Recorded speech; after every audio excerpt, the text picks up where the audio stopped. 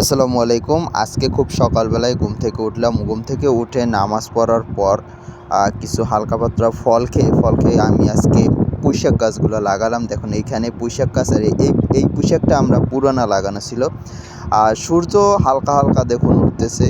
আর লাল লাল একটি আভা দেখা যাচ্ছে। এর ভিতরে ঝকঝক করে কিন্তু ট্রেন এসে গেল।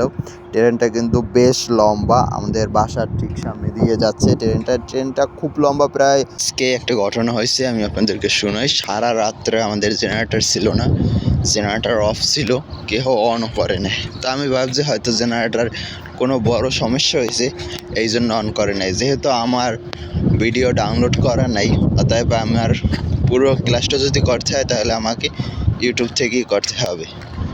তো এই চিন্তায় উঠলাম, সকালবেলা উঠলাম, সময় আছে 20 মিনিট। ওয়াশরুমে গেলাম, সব কিছু গেলাম, টেনশন হলাম। একটা শুরু করলাম, হঠাৎ করে আবার আটকাই দেওয়া হলো। তো ওয়াশরুম শেষ করার সাথে হঠাৎ করে কারেন্ট চলে আসছে। তো আপনার যদি লক্ষ্য ভালো থাকে, আল্লাহ তাআলা আপনাকে সাহায্য করবে। দেখতে দেখতে কিন্তু আমরা আমাদের বক্তব্যে চলে আসলাম ইনশাল্লাহ। আজকে আমাদের অষ্টম পর্ব, আজকে 8 তারিখ, অষ্টম পর্ব ইনশাল্লাহ। আশা করি আল্লাহ তাআলার রহমতে কিন্তু আমি ইনশাল্লাহ পারবো। আপনারা দোয়া করবেন যদি কেউ দেখে থাকেন। আর এখনও দেখেন, এখনও কিন্তু রেলগাড়িটা এখনও যাচ্ছে। ওই দেখুন বিশাল বড় রেলগাড়ি। আলহামদুলিল্লাহ, আজকের নবম ক্লাসটি শেষ করছি।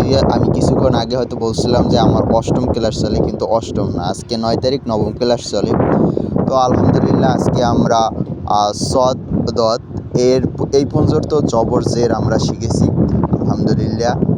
আমি আপনাদেরকে একটুকু বলি, জবরে আকারের উচ্চারণ হয়, জেরে ইকারের উচ্চারণ হয়, এবং পেশে উপরের উচ্চারণ হয়। তো আমি এগুলো দিয়ে আমার যে শিক্ষক আছে, যিনি অনলাইনে ক্লাস করায়, উনি খুব সুন্দর করে বুঝিয়ে দিয়েছেন এবং আমি উচ্চারণ করার চেষ্টা করছি। তবে উনি একটি কথা বলেছে যে বারবার অনুশীলন যদি না করো তাহলে কিন্তু পারবা না। কিন্তু আমার অলসতার কারণে আমি বারবার কিন্তু অনুশীলন তো দূরের কথা, আসলে সকালের ছাড়া আমি আর চেষ্টাই করি না। তবে ইনশাল্লাহ আমি আজকে থেকে চেষ্টা করব একটু ভালো করে অনুশীলন করার। আজকে এই পর্যন্তই, দেখা হবে আগামী পর্বে ইনশাল্লাহ। আসসালামু আলাইকুম রহমতুল্লাহ।